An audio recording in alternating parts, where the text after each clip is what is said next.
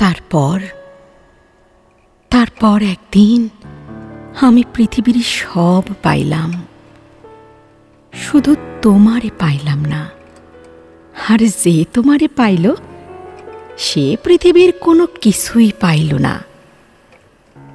দূর থেকে সে আমারে আর আমি তারে নিরন্তর ঈর্ষা করতে থাকি। পৃথিবী অবাক হইয়া দুই অকৃতজ্ঞ মানুষের দুঃখ বিলাস দেখে, অথচ আমরা দুজনই মাথা গোজার ঠাঁই যাইয়া প্রার্থনা করতাম।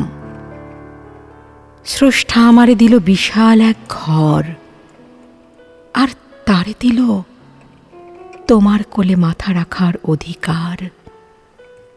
মাথার উপরে ছাদের অভাব নাকি অধিকারের অভাব, কোনটা বেশি তীব্র?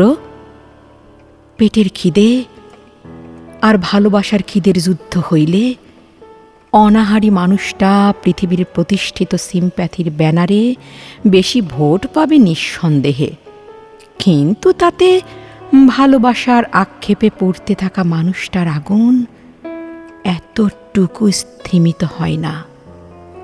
কারণ আমার কাছে সবচেয়ে তীব্র সত্য ওটাই যা আমি চাই। দুই প্রার্থনার প্রতিযোগিতায় কোনো হার জিত থাকে না। কেউ বিলাপ করে কাঁদে, কেউ মুখে হাসি নিয়া স্বাভাবিক মানুষের চরিত্রে চিত অস্কার জিতে যায়। কেউ নীরবে নিঃশব্দে হাঁসপাঁস করে, কেউ হাতের তালুতে টলমলে অভিযোগ যত্ন করে মুছে ফেলে খুব গোপনে। পৃথিবীর দাড়িপাল্লাতে কোন কান্না বেশি ভারী আমি জানি না, তবে বুকের ভেতরের দাড়িপাল্লাতে যার যার কাছে তার তার কান্না সবচেয়ে বেশি সত্য, সবচেয়ে বেশি ভারী।